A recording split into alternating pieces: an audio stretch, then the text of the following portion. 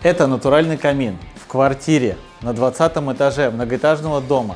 А это естественный дымоход с выходом на крышу. И что вам необходимо знать, чтобы не угореть от углекислого газа? Во многих квартирах и домах ставят приточно-вытяжную вентиляцию. Но если не синхронизировать камин с вентиляшкой, у вас будет эффект обратной тяги. А что такое обратная тяга? Это когда дым у вас уходит не в трубу, а все тянет в помещение.